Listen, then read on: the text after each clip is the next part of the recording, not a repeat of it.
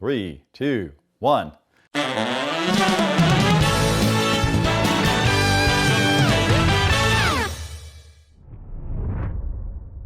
I am extremely honored to be here. I do a number of things. And what I'm going to do now, if you don't mind, I'll tell you a quick story, and then I'm going to jump over to some slides to keep it kind of going. But I've done a number of things for quite a while. I'm a big dreamer, and I've always believed in dreaming big. So I'm a father. I have 2 teenagers. My daughter just started junior college last year. My son has 1 more year in school.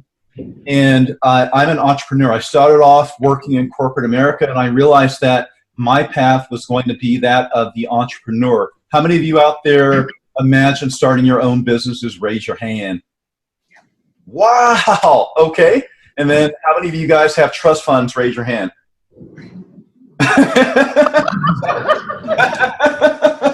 All good.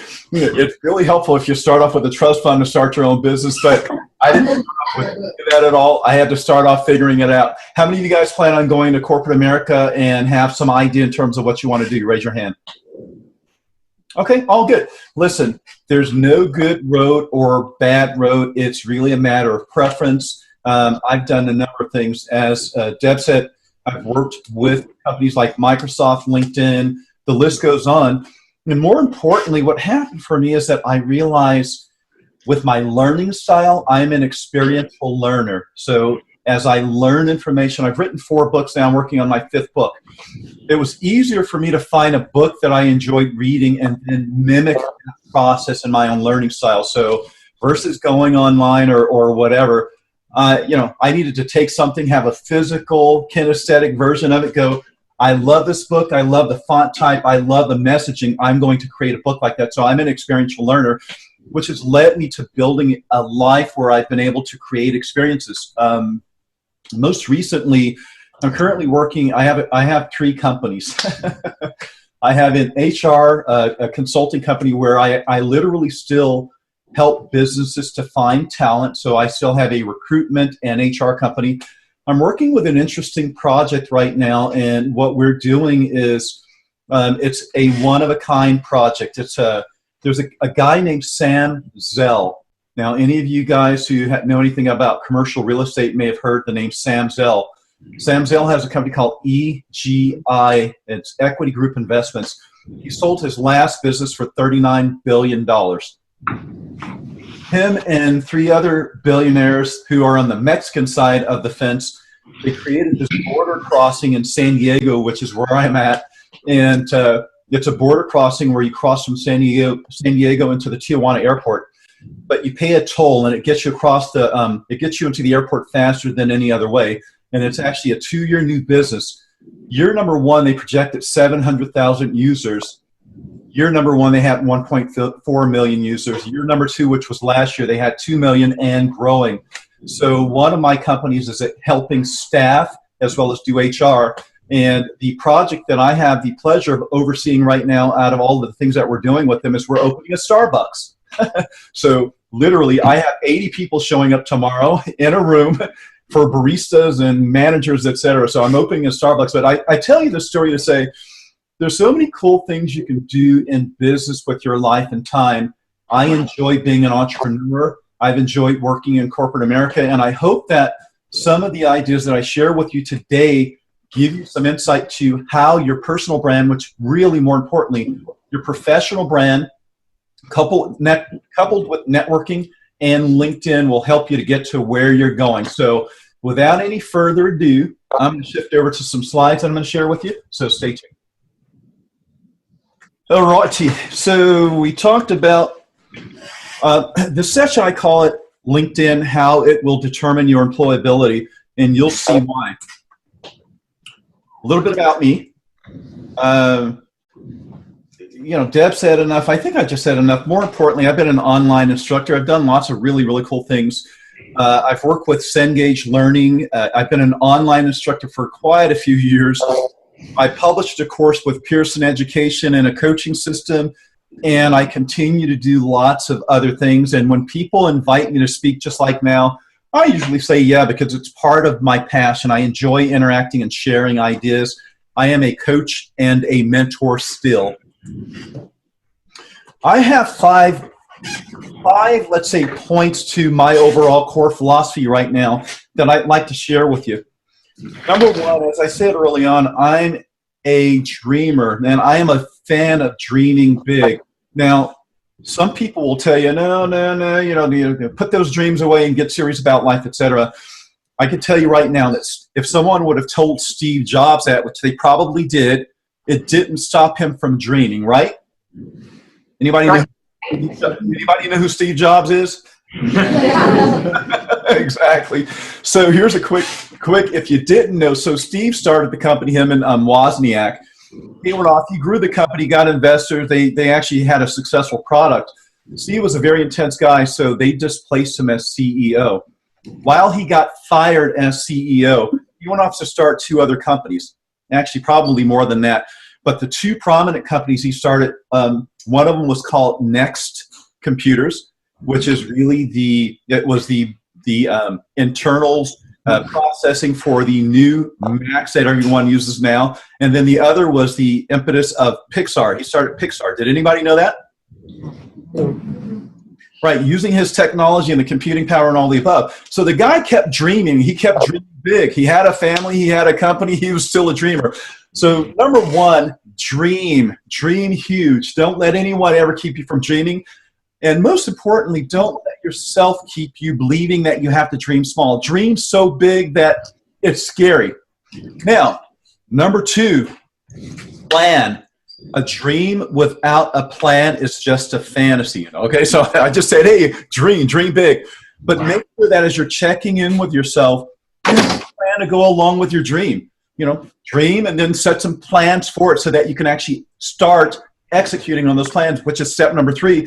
Dream, you plan, and then you start executing. Because if you had a dream and a plan, and you put that dream plan on a shelf, nothing would ever happen, right?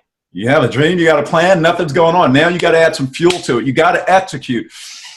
Number 4, what I found in this life of mine is that, I was a dreamer, real big dreamer, and then I realized it's like, wow, man, I talk more about my dreams than I'm doing anything. So I started planning, and then I started executing, and I started overachieving.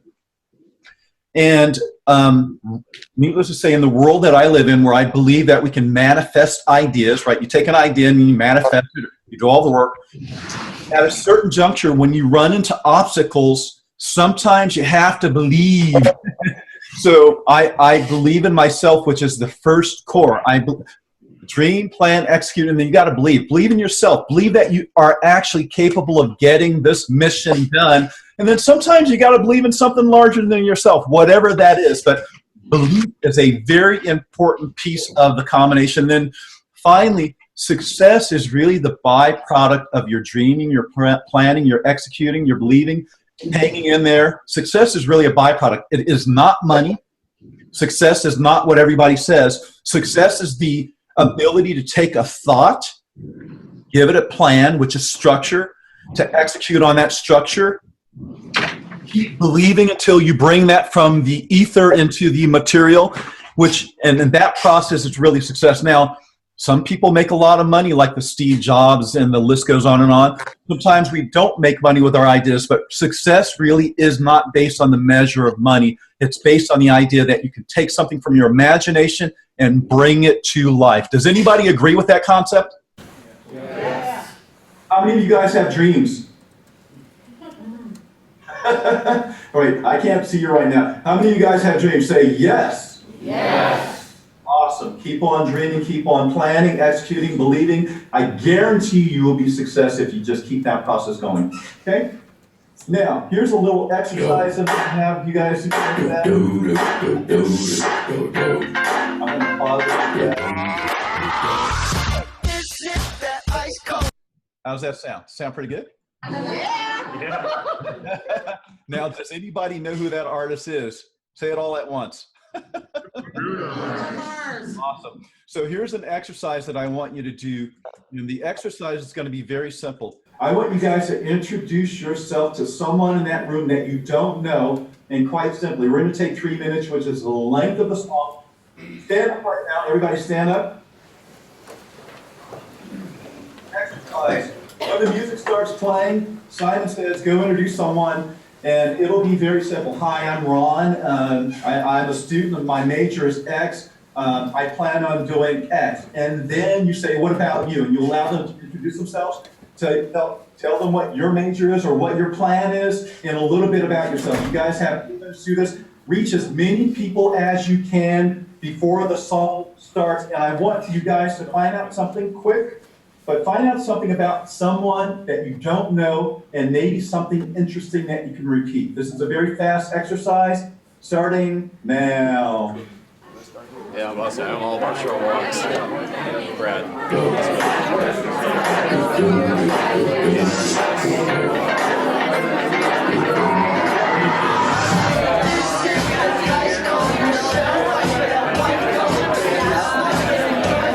Wow! Right? That was very broad. Yeah, I didn't Awesome. You guys are a great group. So number one, can you hear me? Yes. Make sure I'm not talking to myself over here.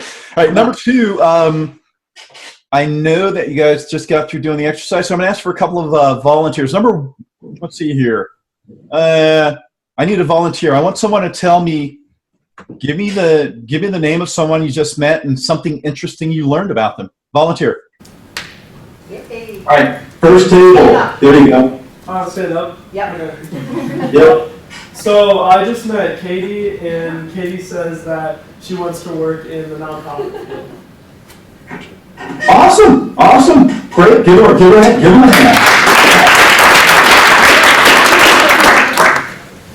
All right, another volunteer. Oh, Dan, you just met. I'm interested. Okay. I'm fine. All right, Dan. I met Marco. Marco's going to be a millionaire. Awesome.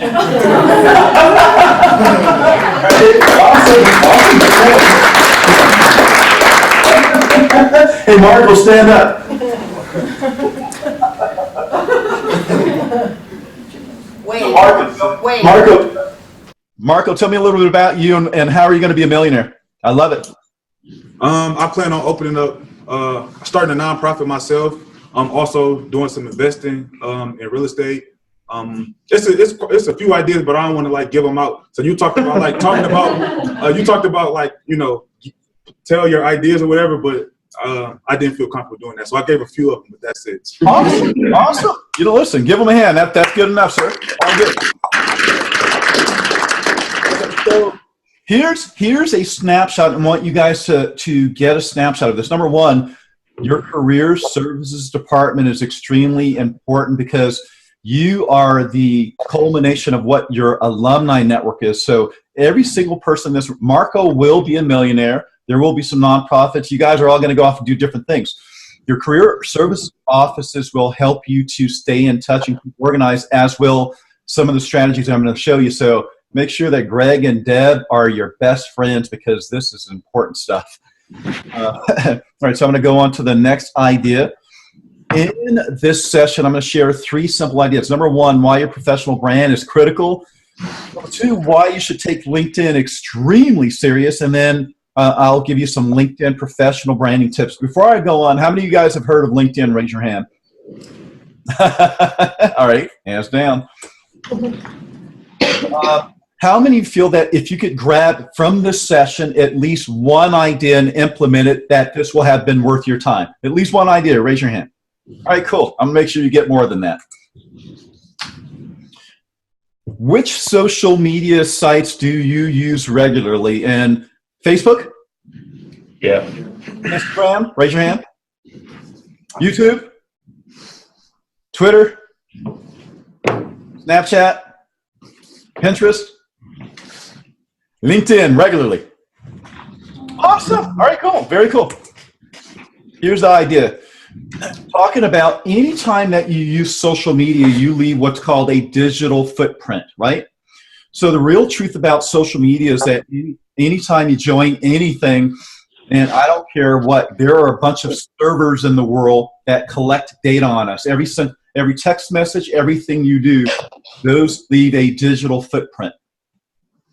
Now, let's talk about the importance of a professional brand and why that's important, especially with me being an HR guy I've been screening people for a long time. Let me share you a few simple ideas. Professional branding is very interesting because there are a lot of people competing in a similar space oftentimes for the same types of things, unless, of course, you're an entrepreneur like Marco who has unique ideas that he's going to share with the world. At the same time, there's no shortage of people who want to bring ideas into the world. Your professional brand and how you do it will make the biggest difference. Now, I'm going to play a little game with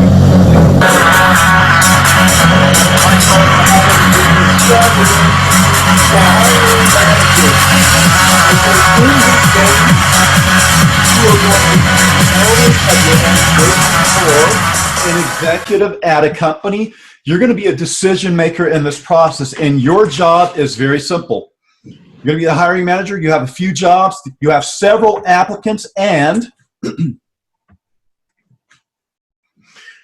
the first thing we're going to do is a Google search to see what they look like with their social media presence before we decide to bring them in. Do you know why? Because that's what hiring managers do. You apply online, you apply through whatever means. Guess what we do? We do a social media search to see who you are for the most part before we even bring you in. So that way we can make a decision to see how you're managing yourself. Here's what you guys have found in the process. You ready? Yeah. I can't hear you. Are you ready? Yeah. Awesome. Let's do this. Here are the applicants. This person wants to be a babysitter. What do you think? Oops. I don't think I'd be calling this person. Social media specialist. Would you set this person up for a phone interview? Yes or no? Yes. Awesome. Looking for an internship. Would you guys bring this person in for an internship? No. Now, don't get me wrong. I don't know what she's smoking, and in California, it's completely legal. Whatever it is, does not matter. This impression creates an impression on your brain, right?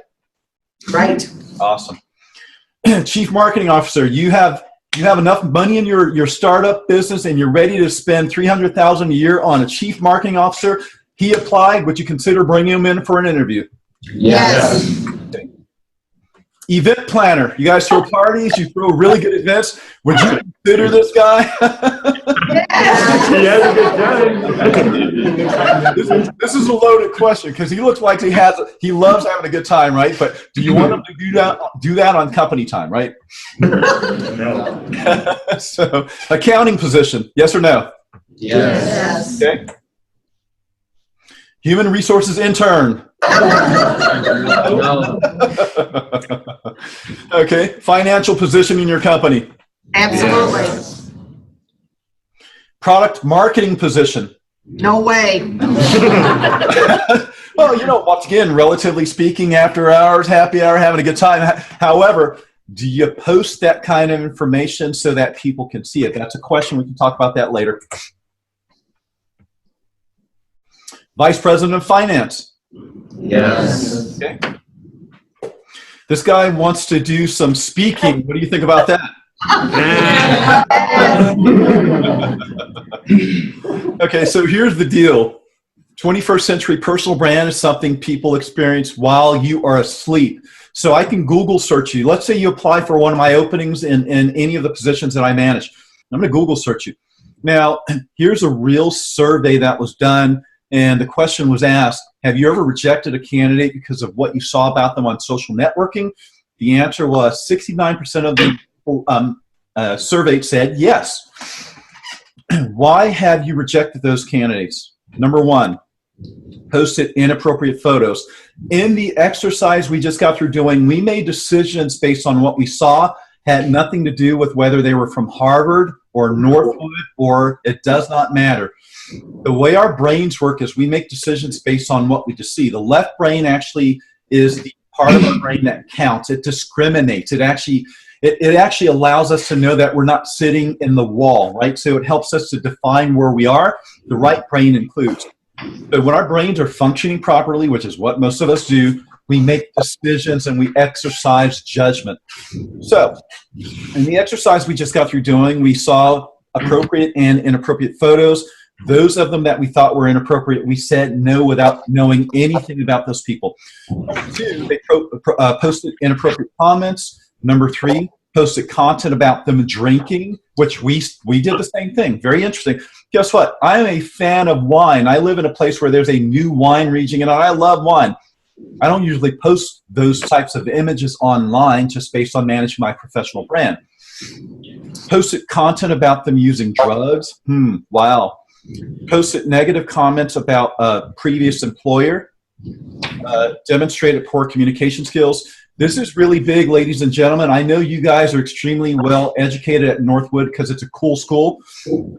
How you articulate yourself on social media, whether it's casual or professional, that's how I perceive your ability to communicate. Now, we are now starting to judge people on how they write, how they tweet, how they text, etc. That is now a form of communication, and it's being done, and we're now judging it to determine if you're a good candidate who can communicate effectively leveraging email or any of the other mediums. This is a fairly new rule.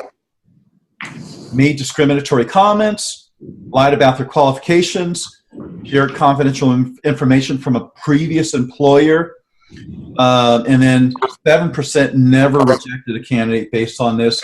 I'll tell you right now, the numbers on this, it was 69% of the group survey. The numbers will go up, and I'll tell you why.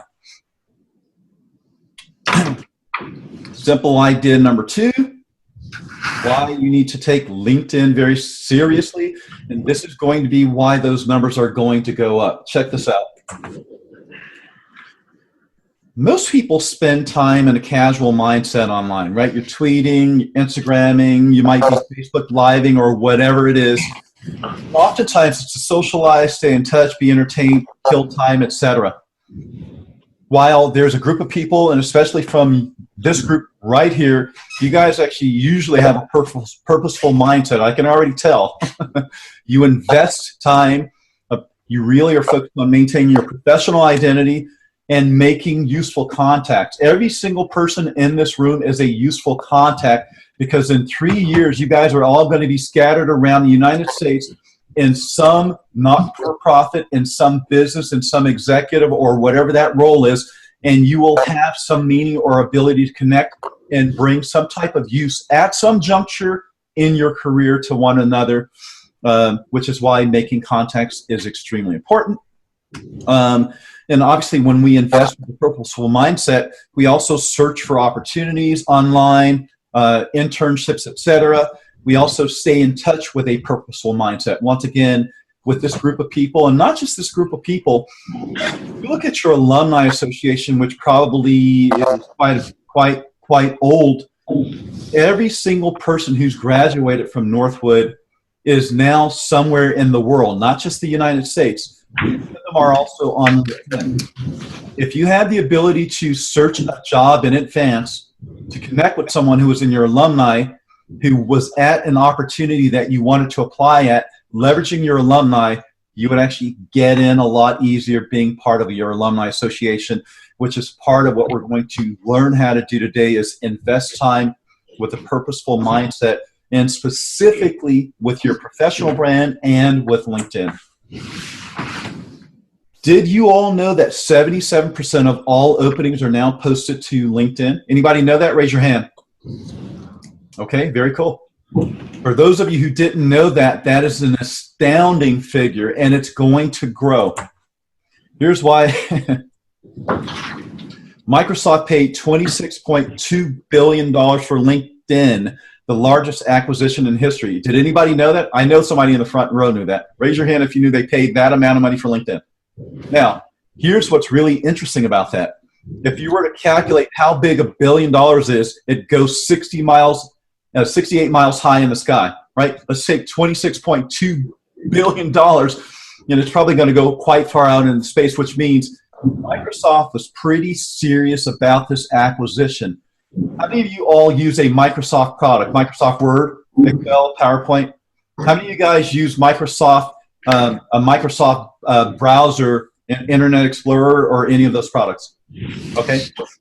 Microsoft is going to make sure that with every single product they use, LinkedIn is going to be tied in. at some juncture, you will not be able to use a Microsoft product without going through the LinkedIn portal, which means using LinkedIn is going to get more serious, whether you're looking for an internship or an actual career opportunity. Now, that's just my hypothesis, but I'm kind of betting that because of a $26.2 billion acquisition, they're going to get serious about how they roll this out. Okay? A couple of other stats. Right now, LinkedIn has over half a billion professionals interested in networking. That number is probably about 600 million so far. They're approaching a billion, and it's going to go really fast. There's 2 new members per second joining LinkedIn, lots of industries in over 200 countries, over 3 million businesses have a LinkedIn company page, which means that these businesses have taken the time to put their company on LinkedIn for the sake of being visible on LinkedIn. 1 out of 3 professionals on the planet are on LinkedIn. There's lots of LinkedIn groups. There's a lot of meaning you can derive for that. There's lots of alumni associations, etc. Now, when we talked about your network, your alumni, right now, every single person in your room, when you graduate, you will instantly become an alumni of Northwood University, right? Right. When you become an alumni and you walk out those doors and you go, hey, I'm getting ready to go conquer the world, which you are because you have big dreams, you have a plan, you're going to be executing wildly, and you're going to keep believing, and that's where your success is going to come from. When you do that, every single person that you see in this room and every single alumni that you have, including your powerful alumni, your career resource center, you guys are all part of a network. How you use that network will determine how fast this experience goes for you. Now, the reason they brought me in was to help you to speed up your process of networking so you can get to where you're going faster. How many of you guys want to get to your goals a lot faster than slower? Raise your hand. Faster? Raise your hand. Okay, cool. Easy. All right, so here's the secret. Number 1, LinkedIn is based on 3 degrees of connectivity.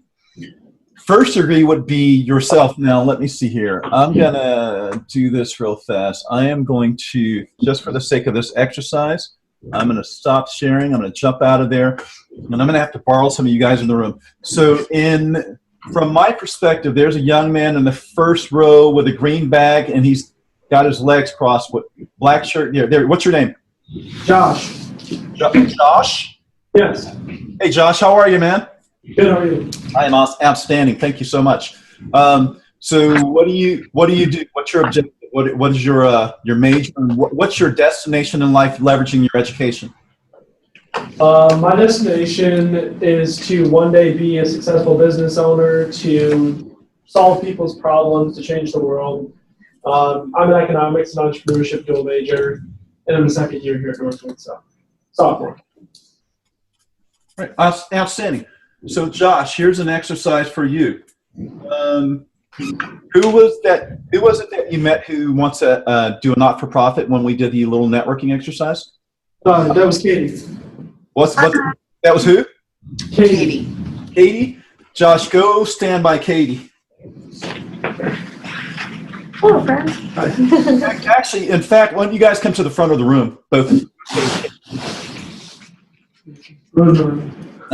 All right. Hey, Katie, how are you doing today? Katie, so what's your destination? Well, what's your education and what's your destination? So right now I'm in the MBA program at Northwood, and my big dream is to own and run my own nonprofit. What kind of nonprofit? Yeah, that's the $1 million question. I don't know yet. I haven't had my epiphany moment. Okay, cool. Listen, the cool thing is that you've already decided that you want to go in the direction of not-for-profit, and just to let me throw this in here, at the end of our seminar, Deb and Greg have asked me to offer some coaching for you all, so that's going to be one of the special bonuses I'm going to give a highlight to. So those of you who take advantage of it will get lots of value from this way and beyond. Those of you who don't, won't. It's that simple.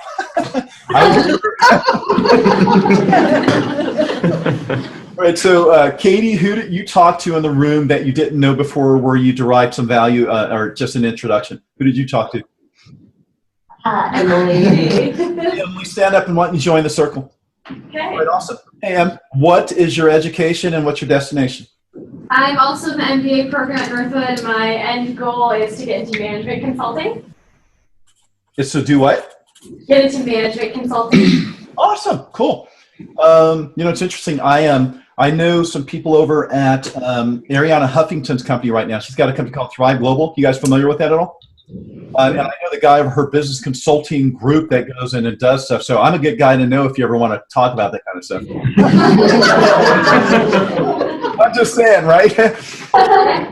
So here's an example, and just for whatever it's worth, the power of a network is actually very interesting. So let's say, starting with me, Coach Ron Nash, right now, I want to express what's called the three rings of visibility.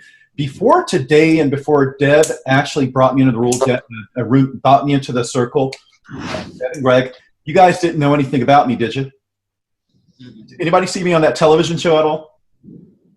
Exactly. So you didn't know anything about me. It doesn't matter. I was invisible. What we wanted to, and so then when you were introduced to me, we then penetrated one of the rings of visibility. I then became visible, right? So I'm now in the second tier. Now, in order to penetrate the first tier, which is where relationships happen, we then get introduced and then we start some kind of networking, whatever that is. When we talk on the phone, I do a coaching session. We're now playing one-on-one. The LinkedIn exercise that I'm going to do with you all is before you guys went and introduced each other in the room, did you guys know each other? Josh, Emily, anybody know it? Did you guys know it? Okay, cool. I don't know these two. So here's the nature of reality. Why don't you guys all go sit down, and I'm going to tell you, I'll demonstrate the idea. Go back, sit back where you are. So here's the interesting idea. Now, I think I'm going to need one more volunteer. Emily, who did you meet when you did the exercise? I met, where is he at? I want to point him out to. Lawrence, who wants to own a dealership someday. Okay. Lawrence, stand up, please. Come to the front of the room since I had everybody else do it. And so, what's your number one? What's your education? Well, actually, let's do a quick thing. Simon says, raise your left hand. Simon says, raise your left hand. Yeah, just you. Yeah, yes. Simon says, raise your right foot. Simon says, raise your right hand. You put your. Simon didn't say put your other hand down. No, let's do that. I'm just playing. No, if I had more time, we'd play Simon Says. I love that stuff. Lauren, what's your education and destination? All right, so I'm double majoring in automotive marketing and management and insurance risk management, and then I'm minoring in finance. So what are you doing with what type of? You want to open a dealership? Yeah. What kind of car? I haven't figured that out yet. Probably the more luxury vehicles. Like a Tesla or something? Yeah, something similar. I'm getting ready to get a Tesla X Series. That's my next car. I'm telling you right now. It's my dream. It's my dream. I will post it on LinkedIn when I get it too. So, okay. So here's the dealership. All right, have a seat, sir. Thank you so much for coming up. All right. Now, here's the dealio. Example of LinkedIn based on 3 degrees of connectivity. So let's say Josh being the first person. Josh is going to be the number one person. So if Josh wanted to establish some connections as an entrepreneur to grow his consulting business, and we weren't in the same room, it would be hard for him to see who was in his network, right? So let's say that Josh didn't know it, but Katie actually, even though she's going to start a not-for-profit, Katie actually needed his services or knew someone who could use his services. But how would Josh know that? And so you guys graduated. It's now several weeks, several months, a year down the line. Josh is ready to go. He doesn't know. Now he's starting to network to build his business. He didn't know that Katie actually had someone in her network who could use the services to speed things up, or in a consulting business or some practice that would help Josh.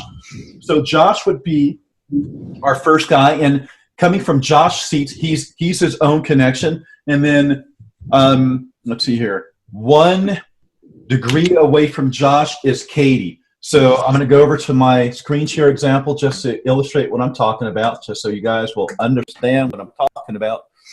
Once again, Josh is here, right?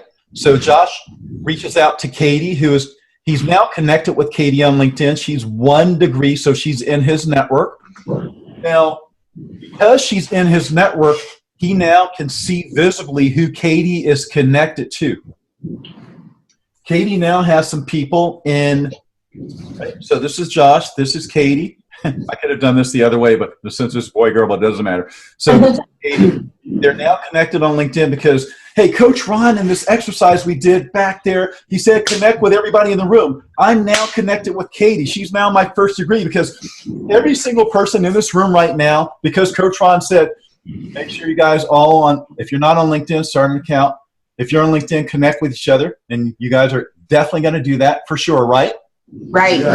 Absolutely. So that way, this exercise was easy because Josh said, hey, oh my God, I looked, and Katie is actually in my 1st tier, and Katie's connected to someone who is 2 degrees away from me. It's not Katie right here, but it's someone in her network. I don't have direct access, but if I actually reach out to Katie now and go, hey, Katie, your friend who's over here, I'm interested in connecting with that person. Your friend's name is Emily. Would you be open to introducing me to Emily? And because Josh asked politely, guess what Katie's going to say? Katie's going to say, sure, Josh, right, Katie? Yeah, of course, yeah. And because Emily and Katie are actually in their 1st degree, and once again, I don't want to confuse you. So Josh is 1st degrees with Katie. Katie is, in reality, 1st degrees with Emily, but to Josh, she's 2 degrees away. Does that math make sense? Yep. All right, cool. So basically, Josh is going to ask Katie very politely to make an introduction to Emily. And at that juncture, it's going to be a warm introduction. It's always easier to have someone introduce you. Now, once Josh is introduced to Emily and they conduct business and she becomes his 1st degree, he's going to notice that there's also some people 3 degrees away from him in Emily's circle that he wants to reach. Now, Josh is going to say, hey, Emily, now that we're friends, do you mind introducing me to your friend over here? And Emily's going to say what? Yes. Sure. You know why? Because you guys have created a relationship. There's business etiquette, there's respect, and you guys are going to all do the right things. So basically, based on the idea of 1st degree, 2nd degree, and 3rd degree, Josh, someone he's connected to, someone who is connected to them who he doesn't know, someone is connected to this person he doesn't know. Those are the 3 degrees of separation. LinkedIn allows you to create a visible network to see who exists, not just in your city, not just from your alumni, but in the entire world. I actually do business all over the world as a result of my LinkedIn networking. Does that exercise make sense? Yes. You see the value in connecting on LinkedIn just for the sake of seeing your visible networks? Yes. How many of you guys are going to make sure that you're connected with each other before you leave this room today? Exactly. All right. Now, here's another example. You guys heard the Bruno Mars, which I happen to love Bruno and a number of things. So a question that I asked was, okay, so we talk about LinkedIn and connecting with other people. One of the questions I had was, if I really wanted to connect with somebody like Bruno Mars, can I use LinkedIn to do it? And the answer is this. Absolutely. First thing I do is I Google Bruno Mars to see who his label is, to see if there's anybody that I can reach out to who's connected with Bruno, who maybe in my LinkedIn network or who's maybe 1, 2, or 3 degrees away from me on LinkedIn that I can connect with. So I Googled him. He's with Atlantic Records. His booking information, which is his agent, this guy. So I jumped on LinkedIn to see if that guy was on LinkedIn. Guess what? John Marks is with the William Morris Agency in Beverly Hills. He's 3 degrees away from me.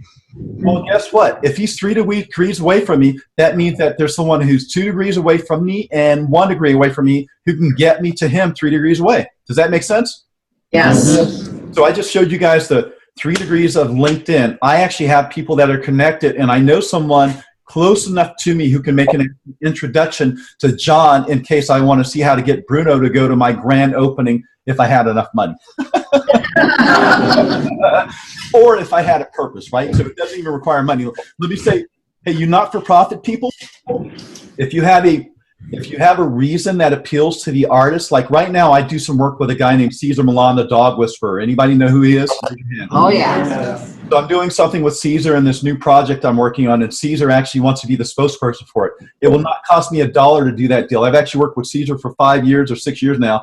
He wrote the foreword for one of my books, and from developing the relationship with Cesar, I now am brokering some other deals with Cesar, and Cesar shows up to events with me as well. So using the same networking strategy, if you have a purpose, you not-for-profit people, and you entrepreneurs, that aligns with the artist's vision and their purpose, a lot of times you can get them to do things if their schedule works. Does that make sense? Yes. Awesome. Cool. So here's the big, really important thing. How many of you guys are millennials?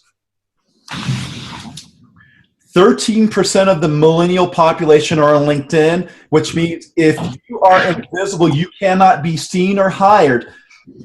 Does that make sense? So out of all the 77% of all jobs posted and all the activity happening on LinkedIn and all the alumni that's gone through the Northwood University who are doing things and working in companies and who have not-for-profits who've gone the same career path, if you're not on LinkedIn, you cannot connect with these people. Does that make sense? So what do we want to do? Get on LinkedIn. How many of you guys? All right, so I think this is an obvious fact, but if this makes a lot of sense, well, did you know this before? What I'm just saying right now, did you know that only 13% of the millennial population are on LinkedIn? How many of you guys, raise your hand if you knew that? All right, but the cool thing is that since you're on LinkedIn, since Deb has brought me into the school, since your career services department is outstanding and you guys are already getting this, and I saw all of your hands of the people on LinkedIn, since you already know this, we can skip past this, but the biggest thing about opportunities, no matter what your age is, it does not matter.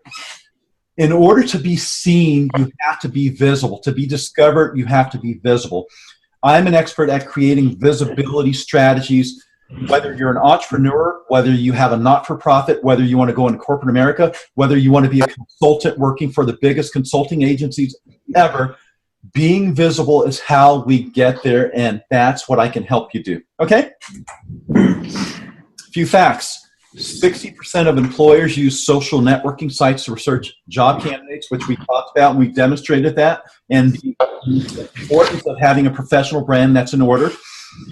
39% of employers are less likely to interview applicants they can't find online. 87% of HR professionals said it was either very or somewhat important for jobs to have a social media presence on LinkedIn. Once again, as a consultant, as someone who does research, I Google people, and I also look to see how they represent their own brand and how they communicate. LinkedIn is one of my major go-tos, especially for business. Simple idea number 3 as we're coming into the home stretch. Professional branding tips that you're going to want to make sure you have on LinkedIn if you have a LinkedIn profile. Number 1, professional photo. How many of you so far with the LinkedIn profile have a professional photo that you are leveraging on your profile? Raise your hand. Professional photo. Awesome. Cool. Very good. If you don't, make sure you do. Number 2, professional headline. Professional headline is what you tell people you're excited about. I have a process called the Aspiring Professional Headline Strategy. Those of you who take me up on my one-on-one coaching after this, I will teach and share with you that strategy. It's the Aspiring Professional Strategy. Doesn't matter what you want to do, not-for-profit, business consultant, corporate America executive, does not matter. It works for everybody, and I'll walk you through how to do it. But it's extremely important that you have a professional headline that tells people what you're excited about.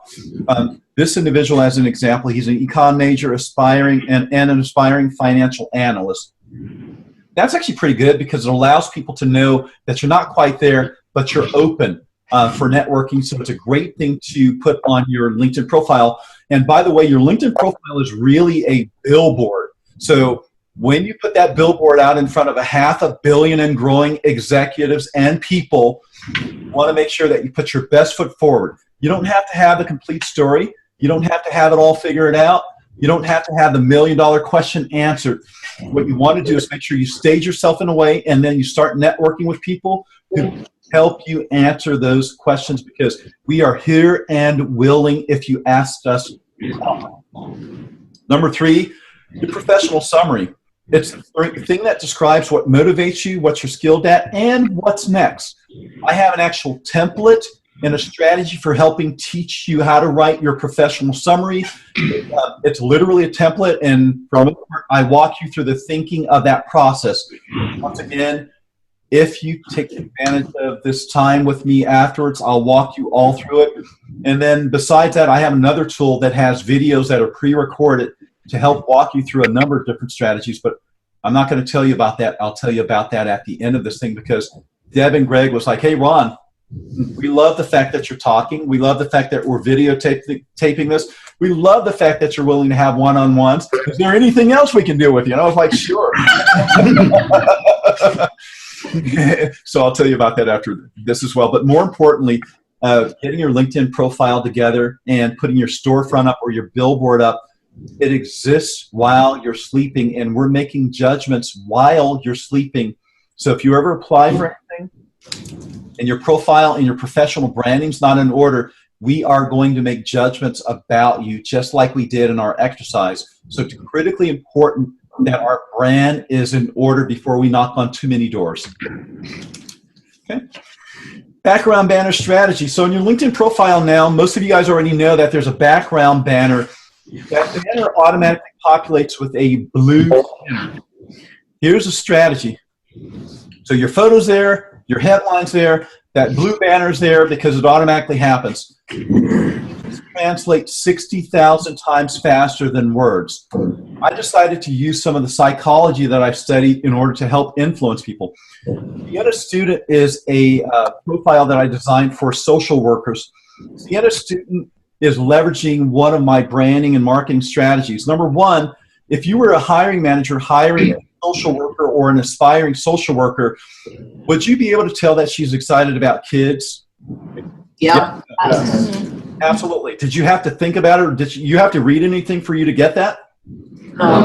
It translates immediately. Not-for-profit people, business consulting people, whatever your major is, you find an image, you can Google images, and if they're not watermarked, or you can use canva.com, which is a great place to create. It's a marketing tool. It's very inexpensive. You can create a LinkedIn banner. You can find an image that you can, Canva gives you 1 million images to choose from. You can create a LinkedIn banner that speaks to your brand, and leverage Canva, canva.com, and you can create a LinkedIn profile there. You can do all kinds of cool stuff with that marketing tool. I recommend that for your LinkedIn profile that you find an image that speaks to you. It speaks, in this particular case, as an example, Sienna Student, she has outstanding customer service. She works at Petco. She's a team player. She's got the Team Player Award. That's the Animal Care Award for some of the volunteer work she's done, and she's passionate about animals. Now, in the background, there's horses in a big open space. Can you tell she loves animals? Yes. Of course you can, right? But she's not a veterinarian yet. She's going to become one. The strategy is very simple. We're linking her passion to what she's aspiring to be. Does that make sense? Yes. Awesome. Can you tell this guy right here likes working with audiences and speaking with people? Yes. Once again, images translate 60,000 times faster than word. And then every single one of these profiles has a different approach to the professional headline strategy, and I'll walk you guys through that. All right. Now, I'm going to review as we come into the header here. We talked about the importance of a professional brand. Through some of the Google search with the that we made decisions on, we determined that when we looked at images of people who had an online professional brand versus those who didn't, we actually determined that having a professional brand is a lot easier than having a brand that doesn't represent us, right? We determined that people who were partying all night or smoking something or whatever the heck it was in their professional branding, and more importantly, in their social media etiquette and the maintenance of their professional brand, whether you post things that represent you properly or not, we determined that having good images and good things about us works better in the professional branding etiquette. Number two, I talked about some statistics about LinkedIn. Microsoft bought them. They paid a lot of money. This is going to get even more serious. Statistically speaking, we talked about the job postings on LinkedIn, 77%, and it's going to go up, as well as the decision makers who really want us to have a professional branded image on LinkedIn, not just LinkedIn, but all of the other markets, but LinkedIn more specifically. And then I just gave you a few ideas about the professional photo. By the way, you get a lot more hits on your LinkedIn profile if you have a professional photo than no photos at all. Number two, if you have a photo and that image doesn't, if it's hard to see, if it has somebody with you and your arm around them, or if it has a picture of you at a wedding because it's the best photo I have, those photos we start in our brains, we go red flag. We don't say it. We don't even think, it's just red flag, right? Hey, this person is out. That looks like a bar behind that person. Are they at a bar? Red flag, right? So your professional photos should be something that's not the fact that really denotes you as professional. Depending on what you're into, if you're in animal care, it might be you in an environment that's not distracting in the background. I recommend shoulder length high, headshot, smile. You want to make sure you're smiling. Instead of looking like a lot of the new rappers have these serious looks on this. You want to look like people are happy to see you. It's like, hey, that person looks pleasant. You want to look pleasant in that photo, so make sure you do that. And then the professional headline, the aspiring professional formula, once again, econ major aspiring to, not-for-profit aspiring to, business consultant aspiring to. It's okay to say to yourself, aspiring to. And then finally, background banner and summary. Once again, I'm going to walk you guys through that in our one-on-one sessions if you take advantage of it. Final idea I'm going to share with you is LinkedIn has something called the Students app. How many of you guys have the LinkedIn Students app downloaded on your mobile devices? Raise your hand. All right, so, so you guys are all on LinkedIn, but the Students app, let me tell you right now, it's one of the most important apps that you will have on your phone. It will connect with your alumni association. It will connect with internships, paid internships, not paid internships, jobs. It'll leverage your skills. It'll connect you with things in your career path. It'll show you people who've gone the same career route as you. It will allow you to connect with people on the same journey so that you can actually create meaningful networking conversations with those individuals. It will show you salary ranges in the geographies and in the types of jobs you're looking at. It is an amazing app. LinkedIn Students app. Download it today. It's one of the big to-dos that you want to do before our coaching session, because I'm going to talk about that in our coaching session. You guys got that? Yes. Cool. All righty. We are now at that juncture where I'm going to take any questions, and if we need to run over just for a little bit because we're at the top of the hour. In fact, before we do that, let me give you one more thing. I'm going to make this available for Deb and Greg over at the Career Services, but we're going to take you to the Coach Ron Nash coaching site where there's over how-to videos based on career. We have a special login, and it's actually very, very, very cool because it's an online digital career center. I will make this accessible. So you guys are going to have to go through them to get to me, but a snapshot will be, got videos. It covers a variety of topics. It's mobile friendly, desktop friendly, tablet friendly, and it will get you there. Finally, connect with me on LinkedIn. If you're not on LinkedIn, you want to get your profile together, then connect with me. In your message, in your in-mail to me on LinkedIn, Coach Ron, I was at the Northwood University Career Day event on Tuesday, whatever day this is. Monday. It all runs together. Reference this event. reference your career service professionals, reference that you were here, and then ask me, tell me that you're interested in a one-on-one coaching session. I'll set up a half an hour. I'll send you my calendar. You'll book it, and then we will commence to doing the one-on-ones. Trust me, I've been doing this for a long time. I charge a lot of money for it. This is part of the value that I wanted to make sure that I gave you for spending this time here with me. Does that all make sense? Yeah, that's awesome. So we are now going to go into the final run. And if you have any questions, please let me know. Anybody got any questions? Yep, stand up, please, so that the camera can see you. Thank you. Hi, Ron. My name is Nolan. What is the orange square, the upper left that says the in? Is that like a status of like how many connections you have? Are you talking about the orange? Oh, you mean on the LinkedIn picture that we were looking at here? Let's see here. It's let's see. Hold on a second. You talking about this thing? Yes. That's a premium LinkedIn premium user. I pay for a premium account. Okay. And then very good question. So if you want to build your network really fast, other than connecting with Deb and Greg and asking for connections to your alumni, if you pay for a student account, it will open up the database so that you can make connections faster. Cool. And then one more question, you don't mind. Once you have 500 connections, it says 500 plus. Do you get to see how many you have specifically? In your own personal account, the answer is yes. I have about 20,000 plus. So in my own account, I can see it growing because all you're going to connect with me as well, which is going to grow my. But for the rest of the public, you can only see 500, and it stops there. The value of connecting to most people in general is that you never know when your next door neighbor is connected to the CEO or president of some organization or the hiring manager. So great question. Yep. Thanks, Ron. No worries. Thank you. Any other questions for Ron? Sure. Marco. So how far back on the Facebook, like, would the jobs go? So I got like posts from high school that my friends from high school might have tagged me in, or like statuses that I might have put in when it was like really cool to spell stuff wrong. So yeah, that's actually a great question. So here's what I would do. Homework exercise number 23, right? Because I've been out a bunch of them. So Google yourself. And that's a great question, sir. Thank you for asking that. Google yourself. Now, when you Google yourself, what's going to come up is anything that relates to your name, right? So make sure you find yourself. And back when you're doing stuff on Facebook or MySpace or whatever the heck existed back then, Google yourself, go through not just the first page, because most people stop at the first page, but go back to, I'm going to make this a little, go back to page number 6 or 7 or 8 or 9 or 10, right? You will see the stuff that most people don't go past for 1 or 2 pages when we're Googling.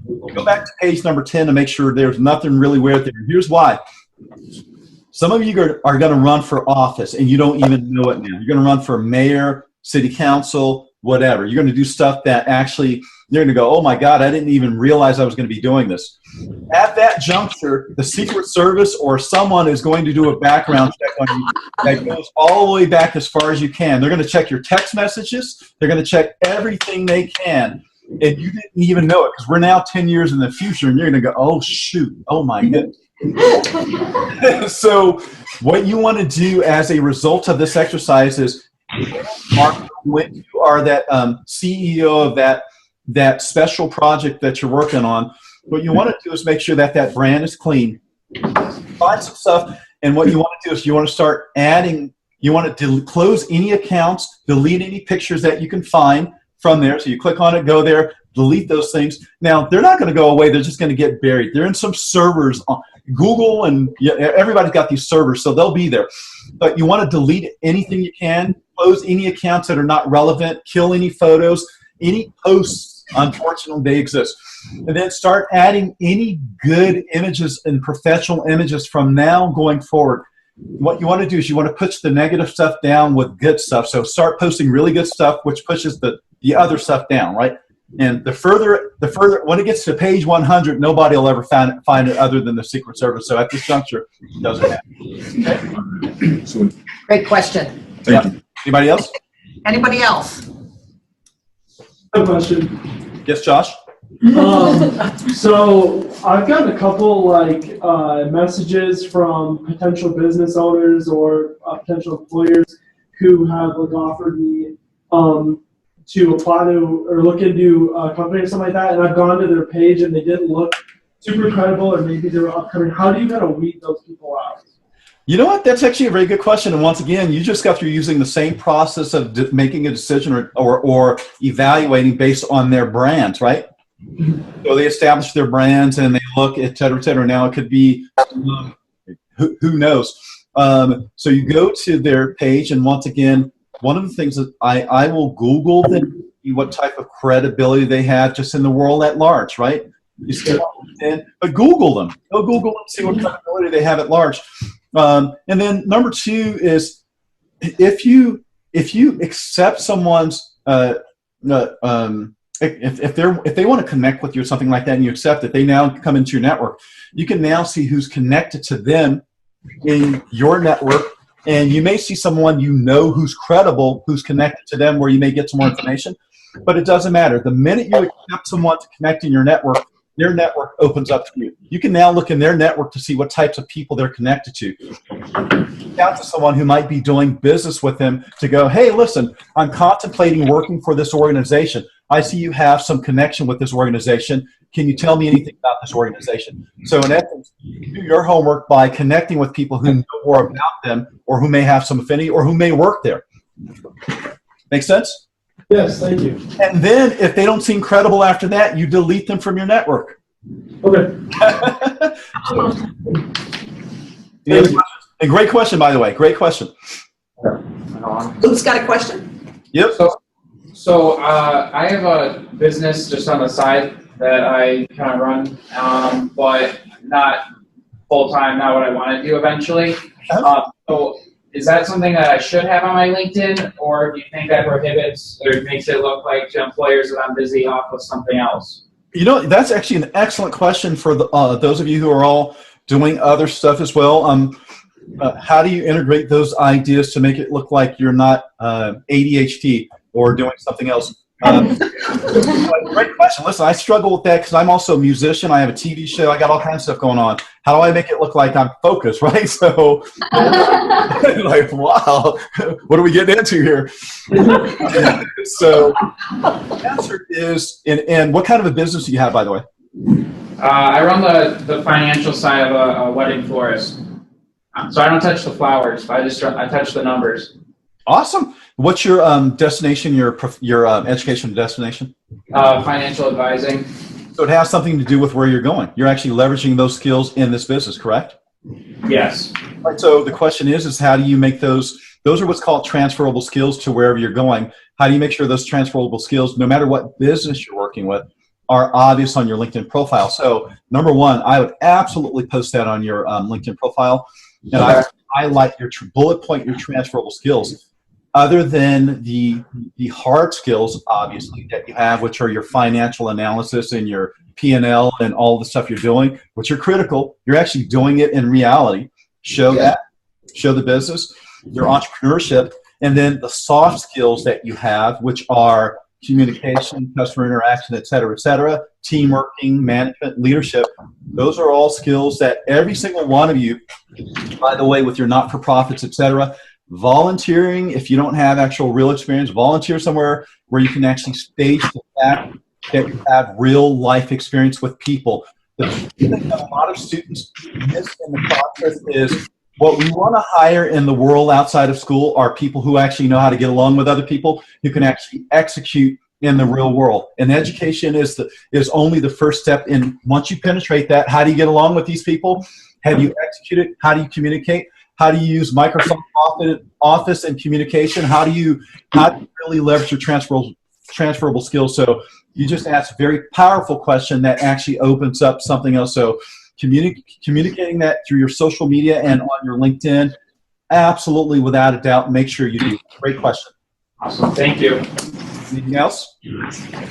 I have a quick question for you, Coach. Yes, ma'am. Yeah. How much time per day or per week do you really spend on your LinkedIn profile and doing this work? What's a good amount? That's actually a great question. In the earlier stages, you want to spend more time, right? So it's a relative question, but early on, you want to spend more time. I mean, right now, going for getting ready to graduate and go out into the world, number one, make sure you have a LinkedIn profile in the Students app. Number two, make sure that you've dialed in the strategies that I will share. Obviously, background banner. Make sure that photo is really a professional photo, professional headline, inspiring, summary, experience. Hey, I don't have experience. Okay, great. Let's try the things you've done. So early on, you're going to want to make sure you do all the work, and then connecting with people. So a few times a week, you probably want to be on, and I'd say in the mindset of, hey, it's purposeful. It's going to lead somewhere. So I'm going to invest a couple of hours per week, and you can do a half an hour today, half an hour tomorrow, et cetera, et cetera. So 4 days, jump on there, get serious. Today I'm going to work on my professional summary, right? So spend that. Tomorrow I'm going to work on it. You don't have to do it all at once. It's an evolution. By the time you get all of that work done, a couple of hours a week, by the end of the month, you've actually completed the exercise. So now you actually have a profile that serves you as opposed to working against you. And then we move into the phase of connecting and then professional networking. Once again, when you talk to me, I'm going to give you guys all very specific I'll give you a very specific recipe that you will work and executable things you can do and some timelines with it as well. But I'd say early on, you want to put more time into it now so that it serves you. Once you realize how much this is going to be, other than your education that you all just got through spending a lot of money on, your network is going to be the other biggest investment you ever make in your lives, starting with what we're talking about right now. Did that answer your question, Deb? Absolutely. Cool. All right, well, we do need to wrap up, Coach, so thank you again. Let's give him a nice round. Thank you all. I hope that, how many of you guys got at least one idea out of this that was useful? How many of you got 2 ideas that was useful? 3 ideas? Awesome. Cool. So what I'd like you to do is, once again, I'll give Deb and Greg some information for the Coach Ron Nash site. But the most important thing you guys are all going to want to do is connect with me on LinkedIn, reference the session, schedule your one-on-ones. Do that before the week is over. I'm in really busy mode, but I will make sure I get to each and every one of you guys as quickly as I can. So thank you so very much. Give Deb, Greg, and John a big hand for executing